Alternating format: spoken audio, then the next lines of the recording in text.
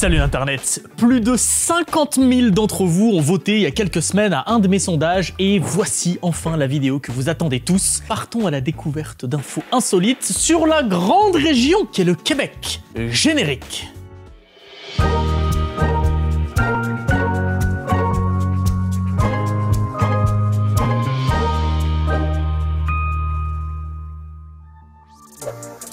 Vous me connaissez, on commence par une carte. On remarque assez vite, au Québec, un cercle presque parfait. Son nom, le réservoir Manicouagan. À la base, c'est pas un réservoir, mais un cratère créé par une météorite tombée il y a fort longtemps. En 1970, le barrage Daniel Johnson est construit pour la centrale hydroélectrique Manic 5 ici, et le cratère se remplit, et on se retrouve avec le réservoir Manicouagan. Et l'île René Levasseur apparaît, et avec des lacs. Et dans ces lacs, des îles. Et sur ces îles, des flaques d'eau. Et dans ces flaques d'eau, des cailloux peut-être un petit peu gros qui dépassent à la surface. Ça nous donnerait un caillou-île dans une flaque, sur une île, dans un lac, sur une île, dans un lac, sur une grosse île si on considère le continent américain comme une île. Et le réservoir a un petit surnom encore plus stylé et très visuel, l'œil du Québec.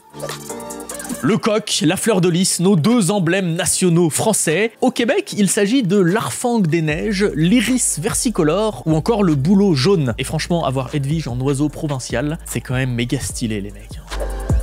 Un village qui se fait totalement rayer d'une carte, c'est assez rare. Et vu qu'il est rayé de la carte, il est difficile pour moi de vous présenter Saint-Jean-Vianney, à part en utilisant de vieilles photos ou en laissant parler notre imagination sur ces différentes photos satellites. Il se trouvait dans la région de Saguenay-Lac-Saint-Jean jusqu'en mai 1971. Dans la nuit du 4 au 5, un glissement de terrain a entraîné une trentaine de voitures et surtout 56 maisons dans un trou. Le glissement a créé un cratère de 32 hectares, a fait 31 victimes et surtout a obligé 1700 personnes à déménager parce que le gouvernement du Québec a fermé la ville officiellement à la fin du mois. Sur place, on y trouve depuis peu un mémorial et notamment les marches de l'ancienne église. La capitale de la province de Québec est, sans surprise, la ville de Québec. Et la ville de Québec est très spéciale. Le cœur de la ville est fortifié, c'est la citadelle de Québec. Et je vous promets que c'est quelque chose de très spécial, il n'y a que deux villes fortifiées sur le continent nord-américain, Québec et Campeche, au Mexique. Avant que je vous emmène sur une des routes les plus stylées au monde, petit tour des régions de la province du Québec dans l'ordre alphabétique inverse de la troisième lettre en partant de la fin de leur nom. Bienvenue sur la chaîne de Doc7. Laval, Estrie, Côte-Nord, Gaspésie, Île-de-la-Madeleine, Chaudière-Appalaches, Abitibi-Témiscamingue, Montérégie, Bas-Saint-Laurent, Montréal, Saguenay-Lac-Saint-Jean, Lanaudière, Laurentide, Mauricie, centre du Québec, nord du Québec, Outaouais et capitale nationale. Et notre fameuse route se trouve dans la plus grande de ces régions, nord du Québec.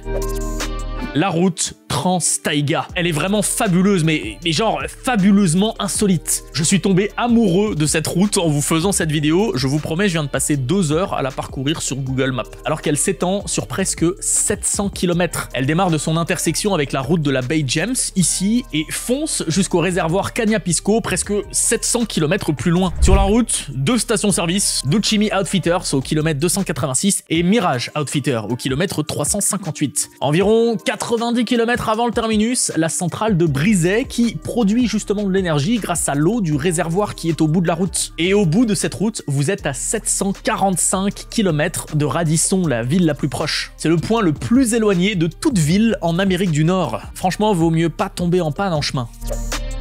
D'ailleurs, je vous disais, je me suis un petit peu baladé sur Google Maps, j'ai regardé un peu les différents points de vue qu'on pouvait trouver sur Google Street View, et je suis tombé sur cette photo prise par un drone. Alors, c'est vraiment magnifique, hein, le paysage est à couper le souffle et tout, mais est-ce qu'on peut parler de ces quelques bâtiments là au bord de la route? Ça se trouve à une vingtaine de kilomètres de Mirage Outfitters, et ça m'intrigue beaucoup trop. C'est quoi, c'est un labo secret de l'armée canadienne? Ou juste la ferme au milieu de nulle part des grands-parents de l'un de vous? Si quelqu'un a des infos, n'hésitez pas. Et si quelqu'un en commentaire me dit « Ah bah, c'est chez moi en fait, Doc, c'est vraiment ma maison là dont tu viens de parler », envoie-moi un mail frérot, on s'organise un truc. La probabilité est beaucoup trop faible. Impossible pour moi de parler de cette route sans mentionner le réservoir qui se trouve au bout, la plus grande étendue d'eau douce du Québec. Personne n'y vit et pourtant certaines des centaines d'îles qui s'y trouvent ont été nommées en 1997. L'archipel porte le nom du jardin du bout du monde. C'est tellement poétique. Mais ouais, on y retrouve la 27e lettre, le bal des chenilles, la chambre fermée, la vie à rebours, la fragilité des choses, le déversoir des larmes, la dalle des morts. Il y en a des dizaines comme ça, c'est tellement insolite. Tu fais quoi toi ce week-end? Bah écoute, je vais pêcher le saumon là dans le déversoir des larmes. Ah bah top! Moi j'allais justement à la dalle des morts. Attendez voir une seconde, on fait une vidéo sur le Québec et on ne parle pas de Montréal? Non mais n'importe quoi la Doc7, qu'est-ce qui se passe? Bon, déjà, la base, Montréal, c'est un archipel. Ça va pas étonner les locaux cette info, mais je vous jure que pour le reste du monde, c'est bizarre cette phrase. On s'attend pas à dire Montréal c'est un archipel. Et pourtant si, Montréal se trouve sur une grande île qui fait partie de l'archipel d'Hochelaga. Et des îles, il y en a des dizaines, des centaines même. Des petites, des moyennes et puis des grosses, comme l'île de Montréal.